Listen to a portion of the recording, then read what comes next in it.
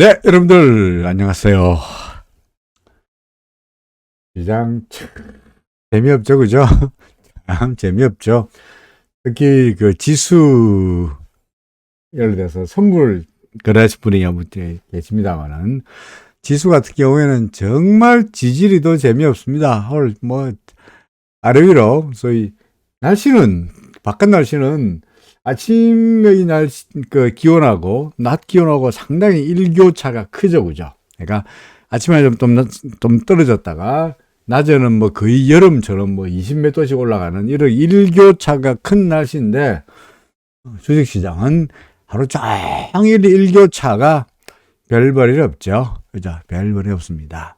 그러니까 오늘 같은 경우에 아침에 계산가 뭐 이때 계산가도 아닙니다. 사실은 우리 그 코스피 지수의 하루 종일 장중 등락을 본다면 고점이 2724이고요. 그죠? 그 다음에 저점이 2702로서 장중의 등락폭이 20포인트 정도이긴 합니다만은 종가도 마이너스 0.20포인트 소폭 떨어지는 불과했고 뭔가 시장이 드라마틱하게 고장청청청 움직인 것도 아니고 그냥 술에 술 탄 듯 물에 물 탄 듯 옆으로 빌빌빌빌빌 그런 소위 뭡니까 횡보장세, 영어로 말해서 사이드웨이, 그죠? 사이드웨이 옆으로 기고 있습니다. 근본적인 왜 횡보며 왜 사이드는 근본적인 이유가 뭐고 이유가 뭡니까? 구름 때문이죠, 그죠? 나중에 우리 차트 보겠습니다만은 주가가 구름 안에 들어가 있으니까, 그죠? 구름 안에 들어가 있으니까 앞이 잘 안 보일 수밖에 없죠. 전에 설명했습니다. 오늘 사실은 그 머니투데이 제가 목요일 날 나갔는데 머니투데이 TV에는 항상 목요일 날 11시 20분에 그 25분입니다. 25분에 나가는데 오늘은 수요일 날 나오는 사람이 이제 뭐 갑자기 일이 생겼는지 저보고 오늘도 나오라 그래요. 그래서 땜빵으로 오늘도 나갔습니다. 수요일 날 나갔습니다. 그냥 땜빵으로 나간 거예요. 그냥 한 10분 떠들었는데 거기서 한 이야기도 똑같은 이야기예요. 시장이 별 볼이 없는 게 왜 별 볼이 없느냐? 주가가 별 볼이 없는데 왜 별이 없느냐? 현재 주가가 구름 안에 있다. 주가 구름이란 건 우리가 그 구름이 높은 데 있으면 구름이고 이 구름이 밑으로 땅으로 내려오면 뭐가 됩니까? 이 안개죠, 그죠? 안개. 그죠? 우리가 자동차 운전할 때 안개 속에 있으면 앞에 하나도 안 보이는 것처럼 우리도 현재 구름 안에 있으니까 소위 말해서 안개 안에 있으니까 앞이 하나도 안 보이는 거 아니냐. 그러니까 주가가 빛을 그릴 수밖에 없지 않느냐. 뭐 그렇게 어거진가요? 하여간 그렇게 떠들고 왔습니다만은 실제로 그래요. 실제로 여러분들 다른 종목의 차트를 보더라도 비단 지수가 아니고 종목의 차트를 보더라도 주가가 구름 안에 한번 들어가면은 이게 화끈하게 올라가거나 화끈하게 처박히는 소위 말해서 트렌딩으로 움직이는 것보다는 옆으로 재미없는 그런 모습을 보일 수밖에 없습니다. 그 언제 트렌딩 움직이죠? 수시를 가지고 움직이죠. 그렇죠. 구름을 벗어나야 구름을 위로 올라가든가 구름 밑으로 내려오든가 뭔가 구름이 거쳐야 화끈한 모습이 나타나니까 지금은 뭐 별 볼일 없는 것은 당연지사다 하는 이야기죠. 그러니까 코스피도 마이너스 별 볼일 없고 코스닥도 별 볼일 없습니다. 그렇죠. 오늘 외국인들 장중 내내 그야말로 좀 매도하는 모습이었다가 막판에 좀 산 모양이네요. 그죠? 막판에 좀 사가지고 930억 샀고요. 기관들은 어제 샀더니 오늘은 팔았죠.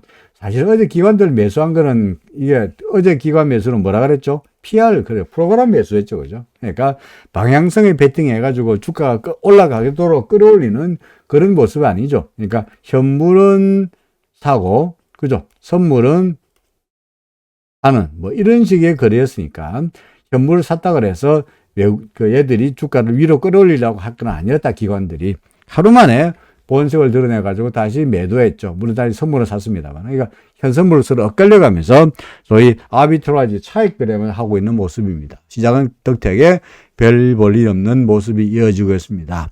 삼성전자 아이고 뭐 오늘 또 밀리다가 장중이니까 아마도 이 외국인들이 막판에 들어올리면서 삼성전자를 막판에 매도하다가 오늘 조금 매수한 것이 아닌가 생각이 될 정도이고요.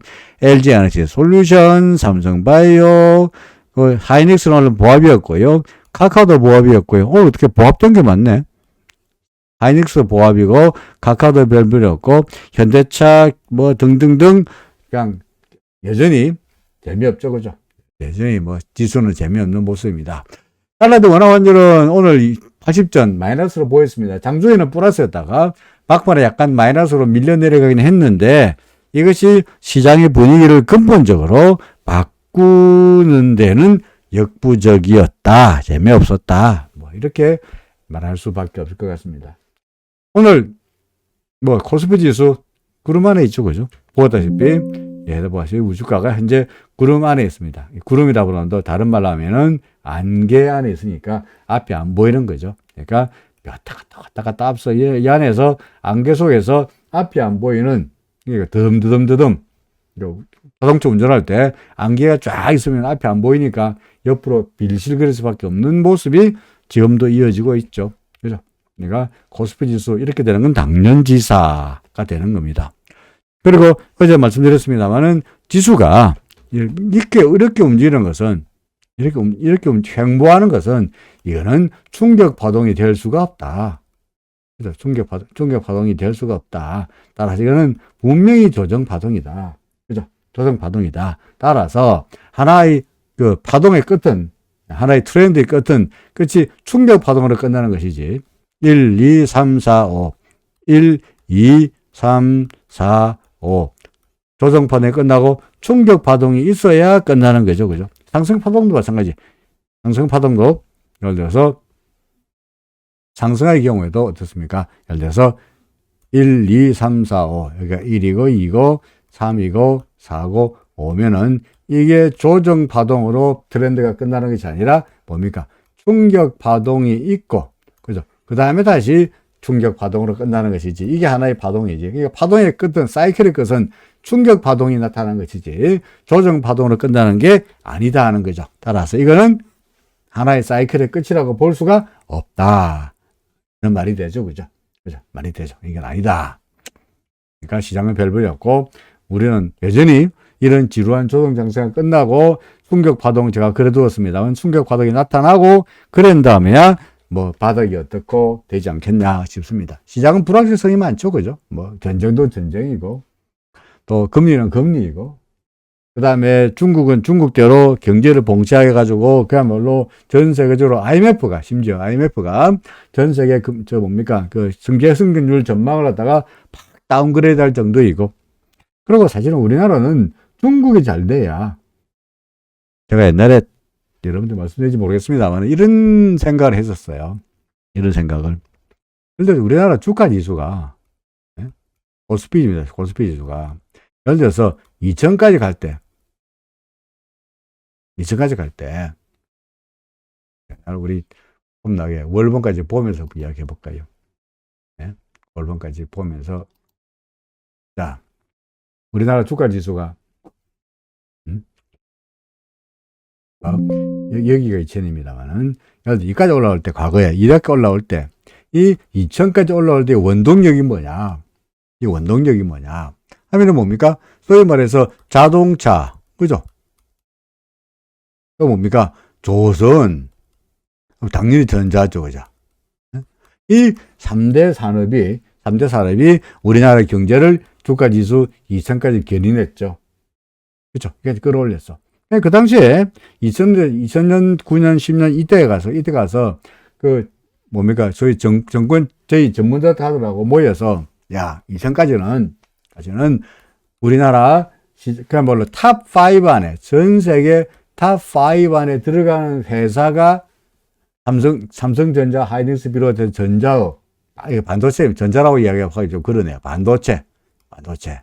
그죠? 그 다음에 자동차, 현대의 자동차. 그 다음에 조선, 대우, 또 삼성 또는 현대. 이 3개 산업이 있어로 인해서 우리나라 코스피를 2000까지 끌어올렸는데, 이까지는 잘 왔는데, 그럼 앞으로 어차피 우리나라가 주가 지수가 2000이 문제가 아니고 3000을 향해서 또는 그 이상에 갈 텐데, 그럼 도대체 3000까지 끌어갈 이 견인할 산업이 뭐겠노?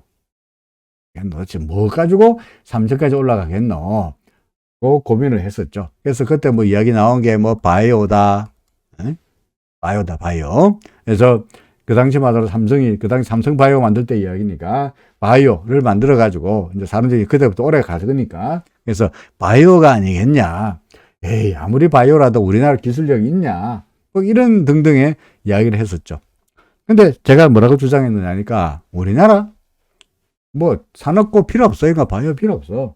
이거 필요 없고, 우리나라는 2000에서 3000까지 가려면 다행스럽게도 우리는 뭐가 있나, 이거. 우리나라란 나라.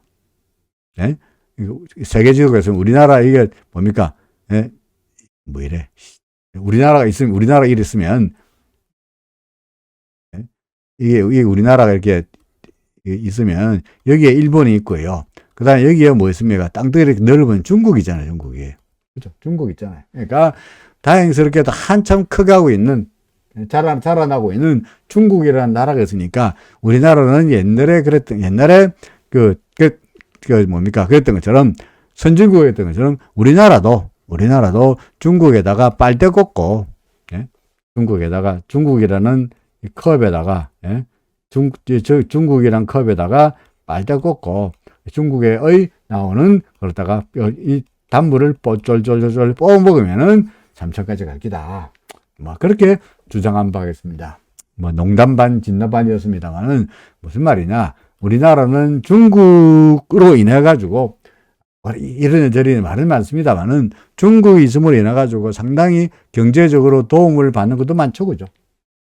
그랬는데, 따라서 중국 경제가 좋으면은 우리나라 경제도 좋고, 중국 경제가 나쁘면은 큰 시장이니까, 중국 경제가 나쁘면 아무래도 불안할 수밖에 없습니다만은, 최근 들어서 중국이 코로나로 인해 가지고 경제가 계속적으로 위축되고 있고, 그죠? 그러다 보니까 저게 될까 하는 살짝 그 논리대로 3천까지 왔을 때가 3천까지 오는 게 중국에서면 된다라고 했습니다만은 과연 중국이 앞으로 경제가 점점 둔화되고 이처럼 코로나로 인해 가지고 봉쇄를 하고 이렇게 된다면 저게 우리나라에도 오히려 악영향이 되지 않겠냐 하는 우려감이 최근 들어서 신문 보면서 살살 생각이 납니다. 뭐, 그건 아직까지 우리가 뭐, 거시적으로 볼 이야기니까 급하게 하루 이틀 문제가 해결될 일은 아니겠습니다만은 시장을 보는 여러 가지 관점에서 여러분들에게 그냥 농담 삼아 한번 말씀드렸죠. 중국의 경제가 안 좋다는 것도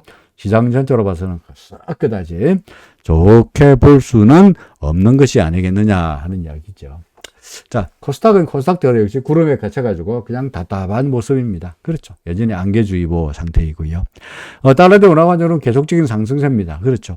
아침에 개장가는 달러대 원화환율 같은 경우에 아침에 개장가는 1240원으로서 상당히 또 상승폭을 좀 나타냈습니다만 간밤에 뉴욕 시장에서의 역외 시장에서 달러대 원화 환율이 올랐기 때문에 그리고 해외 시장에서 달러 인덱스가 보다시피 달러 인덱스입니다. 달러 인덱스 이렇게 날아가고 있다 보니까 이 영향으로 달러대 원화 환율도 상승세로 출발했는데 오후 들어서 조금씩 소위 내고 물량이 좀 나오기 시작하면서 기업체 물량이 좀 나오기 시작하면서 약간 아래쪽으로 밀리긴 했습니다만은 여전히 상승 추세 잊어보죠. 뭐 차트로 이야기한다면 달러 대 원화 환율의 경우에 자 이게 후행 스팬인데 어제 우리 열심히 후행 스팬 이야기했습니다만은 후행 스팬인데 이 후행 스팬이 요 후행 스팬이 잘 보시면 올라가면은 여기에 뭡니까 이렇게 나오면 여기에 저항을 받을 예상이죠, 그죠? 저항을 받을 것 같죠. 실제로 어떻게 되는지 를 한번 보면은 후행 스팬이 그 다음날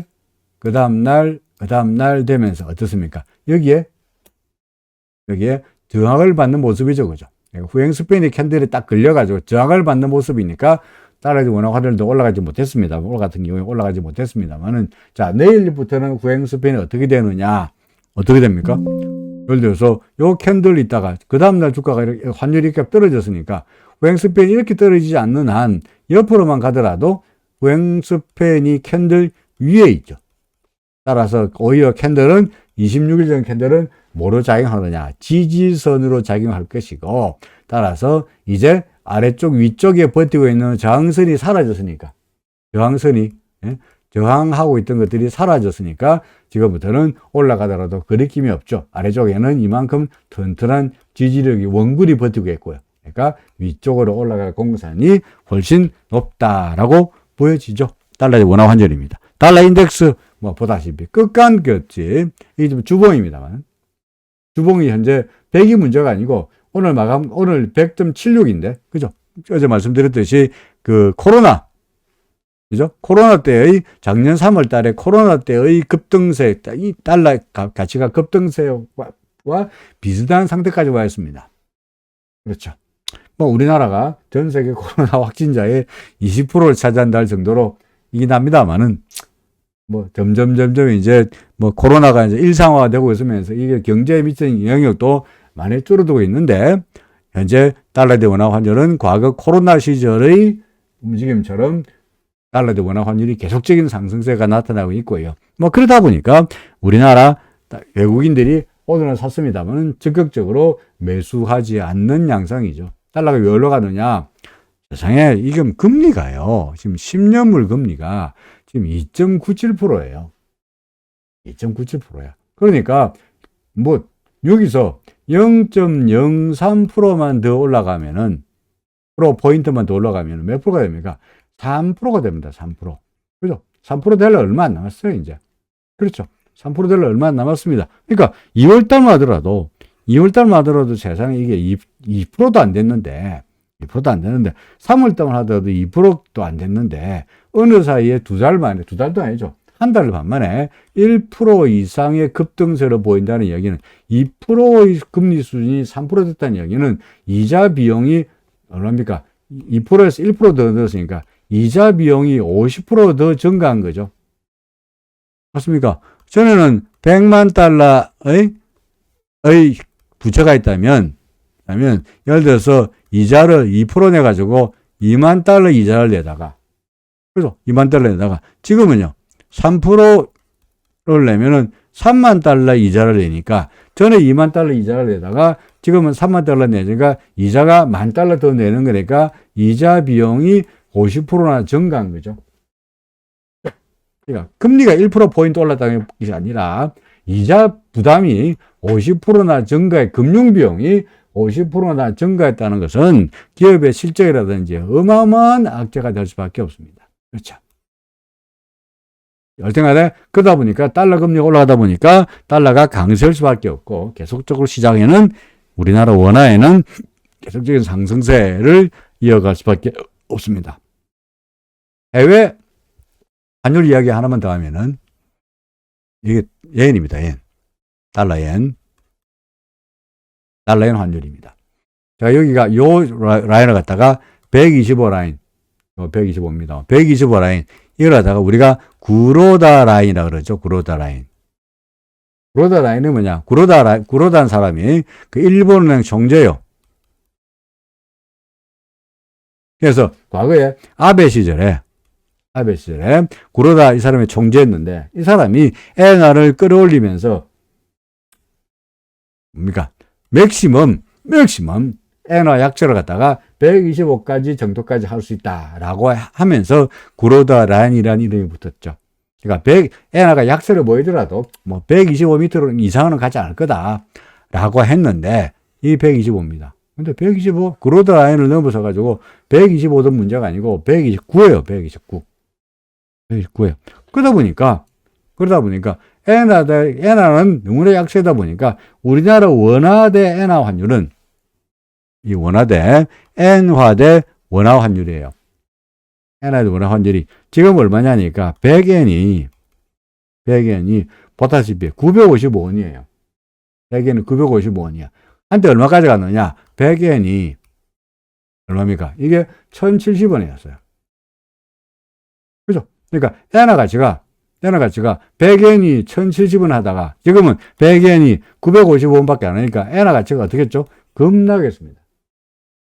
엔화 가치가 떨어지면은 원화 가치가 상대적으로 올라갈 수밖에 없는데 우리나라 교역 경쟁국인 일본의 엔화가 절하되면 절하될수록 우리나라의 대외 교역 분위기는 대외 경쟁력은 일본 대비해서 대외 경쟁력이 어떻게 됩니까? 그렇죠. 마이너스가 됩니다.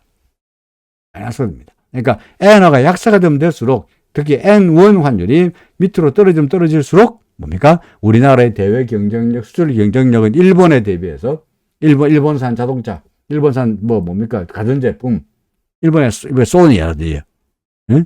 일본의 차, 뭡니까?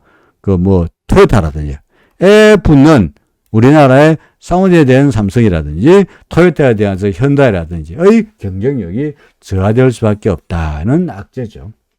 그죠?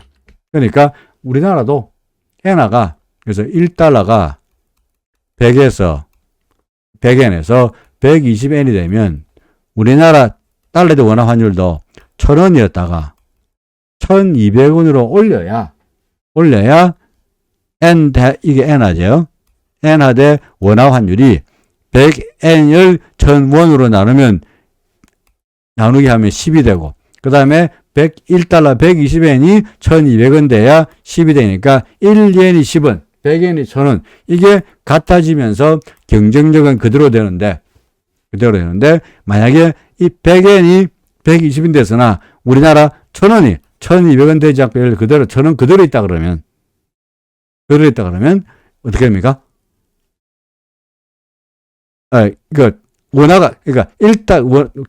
엔화가 12원으로 강세가 되는 것이고요. 강세가 되는 거죠. 그러니까 거꾸로 이야기해서 1달러 거꾸로는 강세가 아니고 이게 8원 되죠. 8원. 말 잘못됐습니다. 다시 써볼까요? 달러 원 환율, 달러 N 환율 이렇게 쓰는 게 좋겠네요. 달러 N 환율이 100엔이었다가 1달러 100엔이었다가 120엔 됐을 때 우리나라 1달러 1,000원이었다가 1,200원 되면은 N1 환율은 1엔이 10원에서 1엔이 10원으로 둘 다 이렇게 나누니까 결과적으로 똑같아요.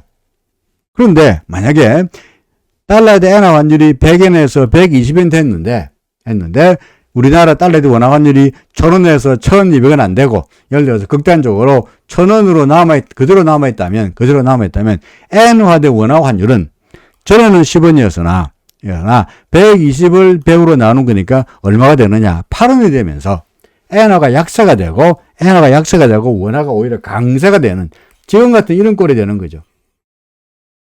그죠? 따라서 어떻게 되느냐? 1달러가 100에서 120이 되면 달러 대 원화 환율도 1,000원에서 1,000원이 아니라 1,200원 되도록 엔화가 약세가 되는 만큼 달러 대 원화 환율도 약세가 돼야 달러 대 원화 환율도 올라가줘야 일본엔과의 대외 경쟁력이 동등하게 유지되는 겁니다.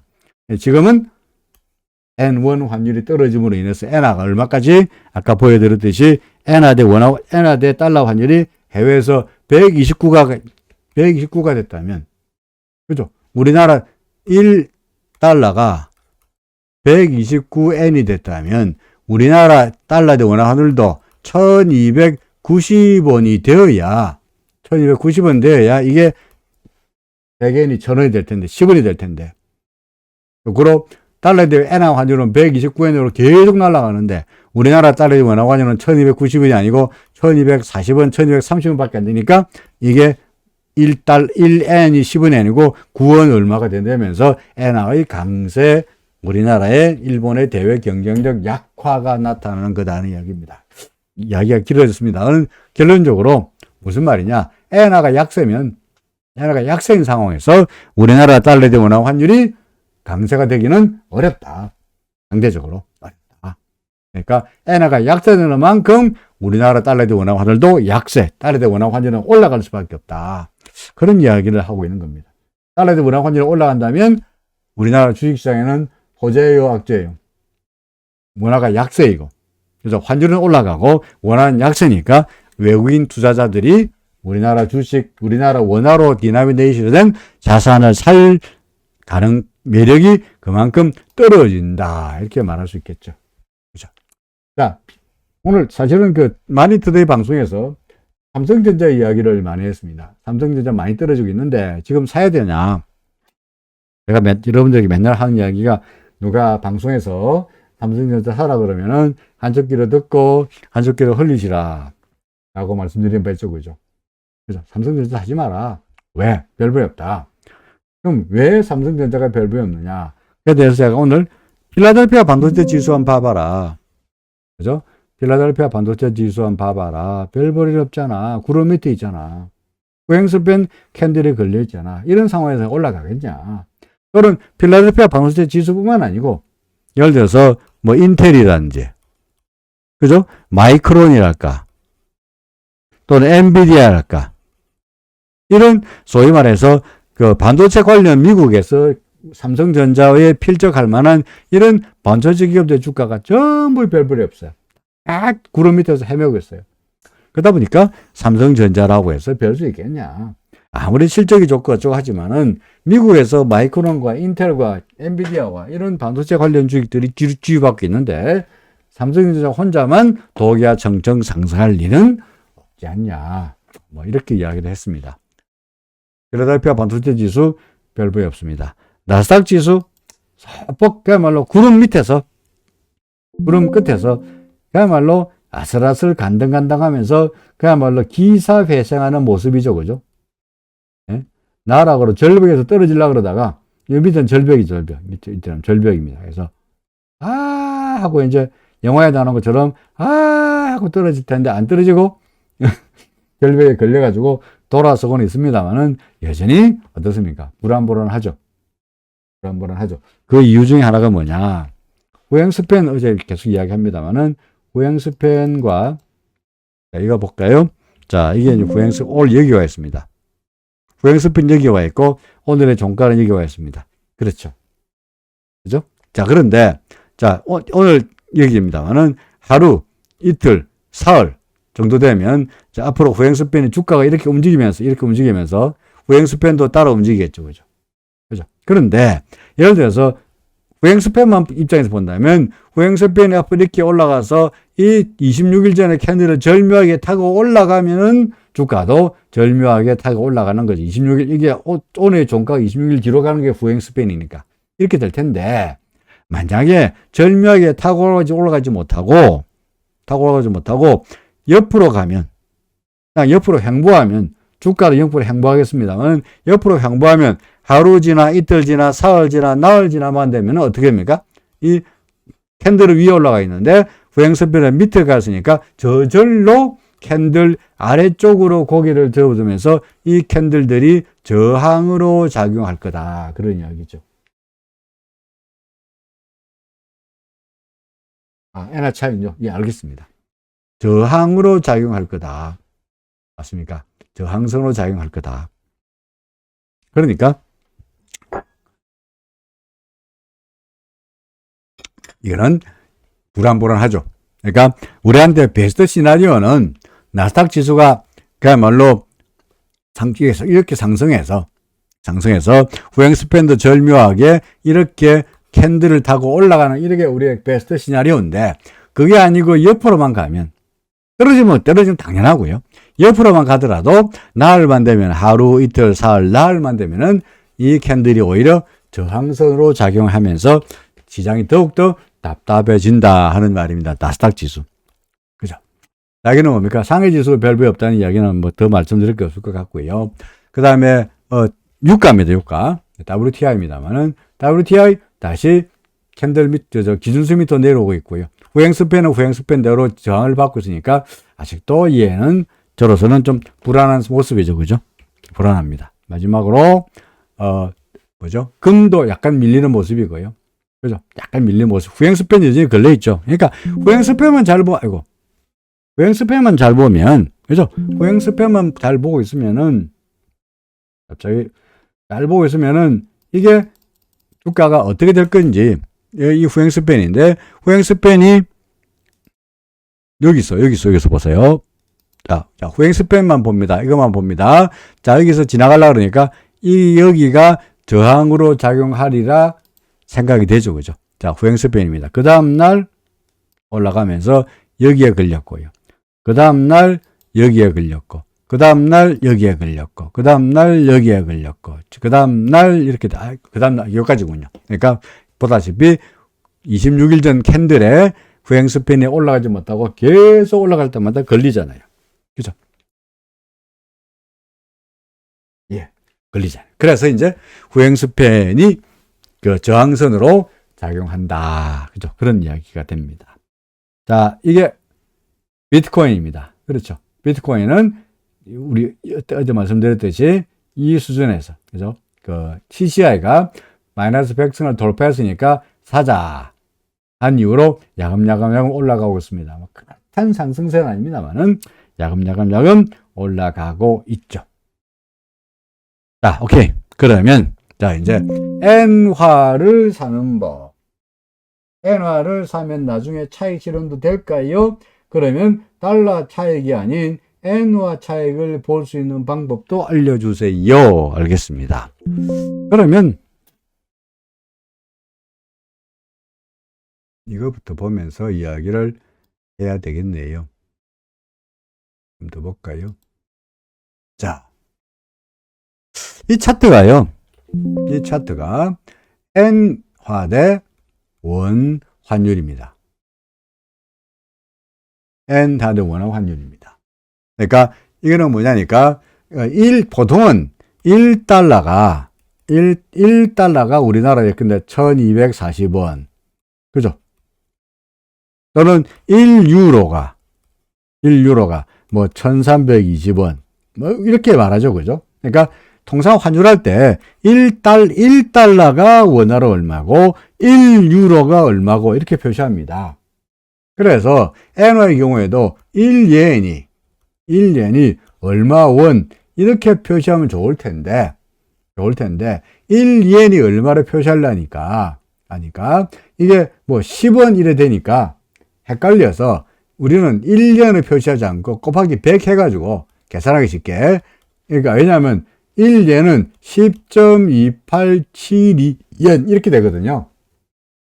그래서 헷갈리니까 그냥 곱하기 100을 해가지고 그래서 100엔은 1엔이 10.2872엔 같으면은 100엔은 1028 밑에 7이는 빼고 1028원이 되는 거죠. 일반적으로 말해서 우리는 엔화 대 원화 환율은 곱하기 100을 해가지고 100엔 단위로 이야기하는 것이 일반화되어 있습니다. 우리나라에서는. 그게 시장의 관행입니다. 그러니까 보통은 1달러가 얼마고 1유로가 얼마고 1파운드가 얼마고 해서 1 얼마로 합니다만은 엔화는 100 단위로 말한다. 그런 이야기를 일단 참고를 하시고요. 따라서 여기에 1641원이라고 해놓은 얼마냐니까 100엔이 얼마? 1641원이라는 이야기고요. 그죠? 이야기고 여기에 743원이라는 말은 무슨 말이냐? 마찬가지로 100엔이 얼마라고요? 원화로 743원이다. 그죠? 그런 이야기가 되겠죠. 됐습니까? 자, 일단 그리고요. 그러면 엔화 대 원화 환율은 어떻게 만들어지느냐? 엔화 대 원화 환율 어떻게 만들어지느냐? 아까 제가 얼핏 빨리 설명했습니다만은 사실은 엔화 대 원화 환율을 이런 환율을 우리가 뭐라고 하느냐니까 재정환율이라 그럽니다. 재정환율이란 말은 무슨 말이냐?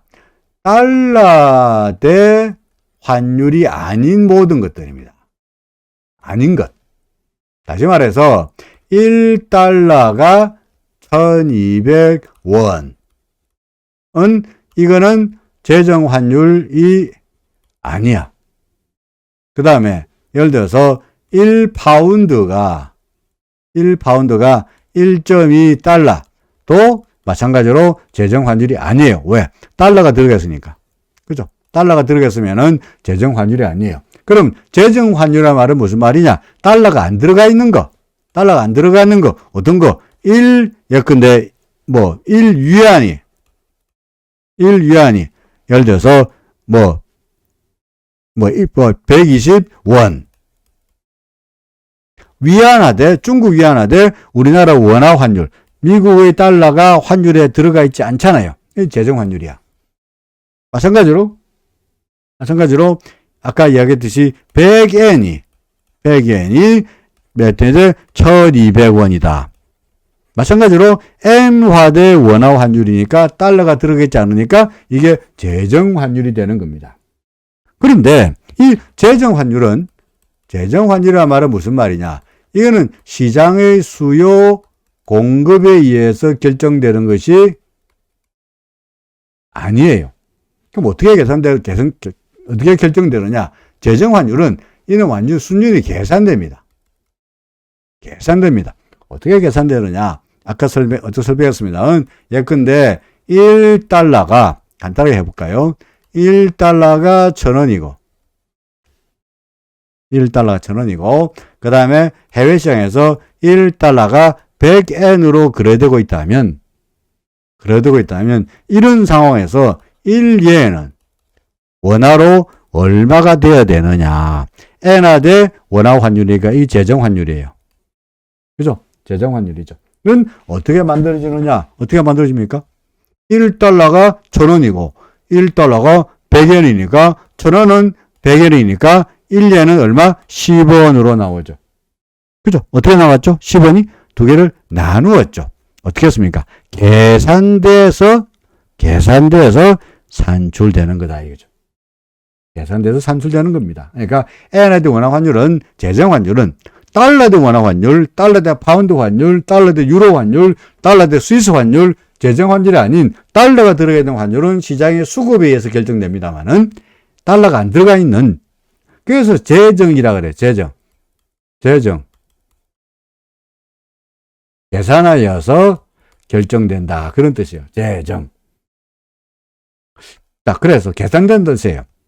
자, 그래서 예를 들어서 아까 이야기했듯이 현재 시장에서 달러 대 원화 환율이 1000원에서 1200원으로 움직일 때 달러 대 엔화 환율이 100에서 달러 대 엔화 환율이 먼저겠습니다만 달러 대 엔화 환율이 100에서 120원으로 움직였을 때 달러 대 원화 환율이 1000원에서 1200원으로 움직이면 엔화 대 원화 환율은 두 개를 나누면 되는 거니까 이게 10이고 나누기 하면은 이게 10이니까 1엔은 10원. 다시 말해서 100엔은 얼마? 1000원으로 둘 다 같아지죠. 그죠? 같아지죠. 그런데 지금 어떻게 되어 있느냐? 엔화가 100에서 120이 됐는데 이렇게 말해서 우리나라 달러의 원화 환율은 1000원에서 1200원 된 것이 아니라 1100원으로 돼 있으니까 엔화에 올라가는 만큼 우리나라 원화가 덜 올랐으니까 예를 들어서 1000 나누기 100 하면은 10입니다만은 지금은 1100 나누기 120 하니까 10이 아니고 9쯤 되는 거죠. 그죠? 정확하게 말하면 지금 현재로 봐서 달러 대 원화 환율이 아까 1000원에서 달러 대 엔화 환율 먼저 씁시다. 달러 대 엔화 환율이 아까 100에서 129까지 갔는데 우리나라 달러 대 원화 환율은 1000원에서 1290원에까지 간 것이 아니라 현재 1240원이 되어 있으니까 이거는 나누면은 10입니다만은 이거는 1240에서 129를 나누고 꼴 되니까 10이 못 되고 1290 돼야 10이 될 텐데 1240 됐으니까 이게 9.55밖에 안 되는 거죠. 그러니까 엔화가 어떻습니까? 싸죠. 어디에 대비해서? 원화 대비해서 싸다라는 말이 됩니다.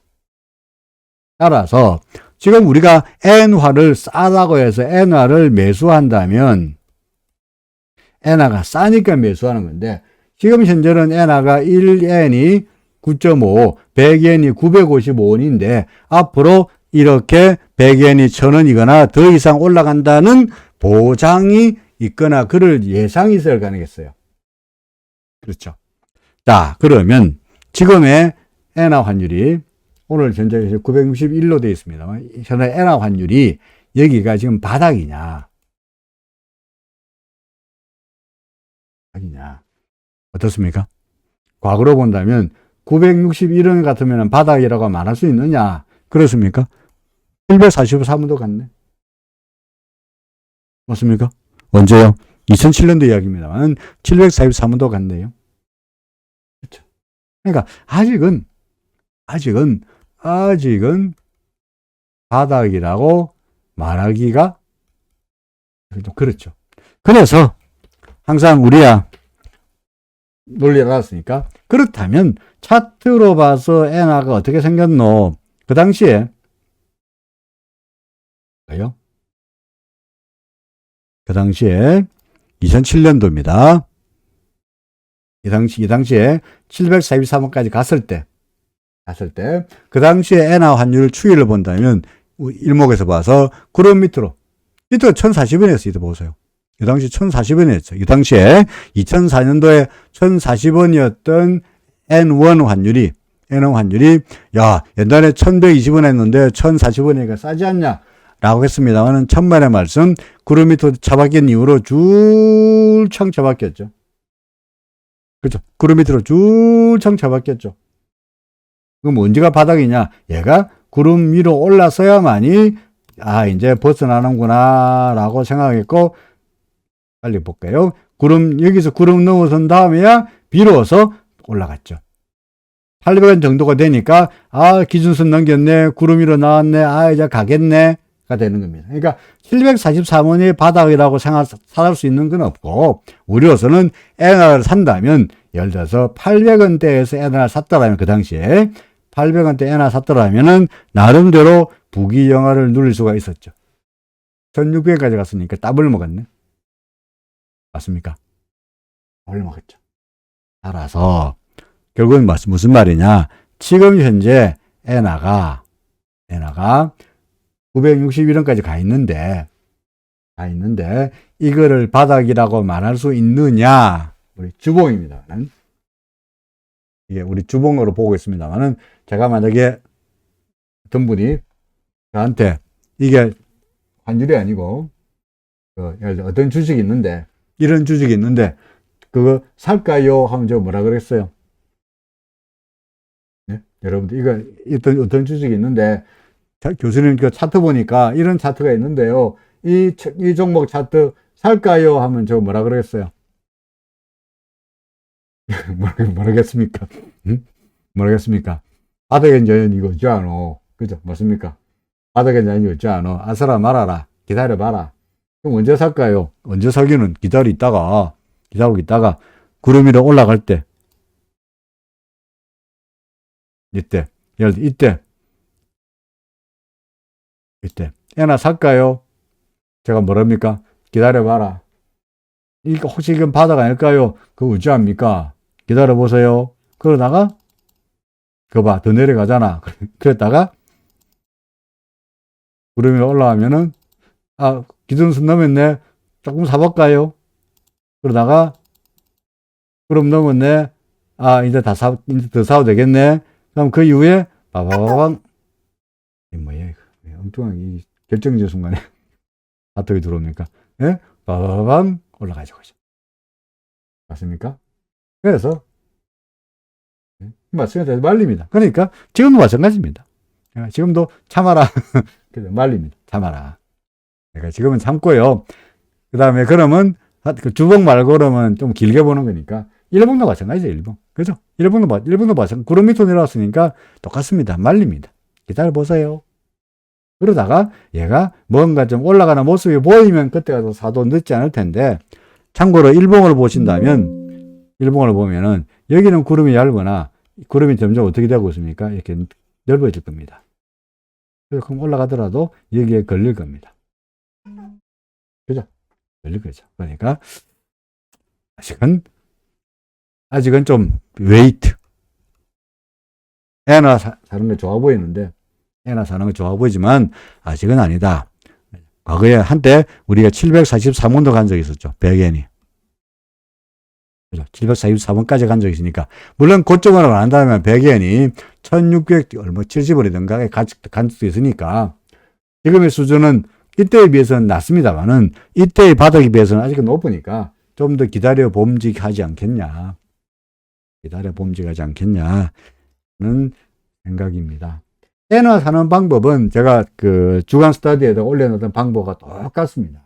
그러니까 달러를 엔화로 바꾸시면 됩니다. 그러니까 달러라고 써놓은 그걸 갖다가 엔화로 바꿔서 생각하시면 똑같습니다. 그러니까 엔화를 예금하는 방법, 엔화 현찰 사는 방법, 그 다음에 엔화 래퍼하는 방법도 있어요.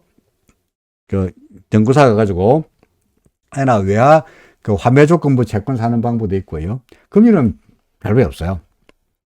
별볼이 없고요. 그러니까 엔화를 가지고 하는 방법도 달러 예금이나 달러 래퍼하는 거나 그러니까 똑같이 엔화 예금되고 다 됩니다만은, 또 선물도 가능하고 다 가능합니다만은, 지금은 아직은 때가 아닌 것 같아가지고 좀 더 기다려 보십사라고 말씀드리고 싶네요. 아이고, 벌써 엉뚱한 얘기가 벌써 시간이 이렇게 됐네. 자, 조금 쉬었다가 그죠? 물 한 잔 마시고 잠시 충분히 추가적인 내용이 설명이 필요하시면은 언제라도 빨리 채팅창에 올려주시면 제가 말씀을 드리겠습니다. 잠시 쉬었다가 종목 이야기로 재빨리 하겠습니다. 오늘 시장이 별거 없어서 종목도 종목이긴 합니다만 그래도 종목 이야기를 조금 더 해야 안 되겠나 싶죠. 그죠? 그래서 종목 이야기도 하고 추천주 이야기도 하면서 조금만 쉬고 물 한 잔 마시고 다시 시작하겠습니다. 잠시만요.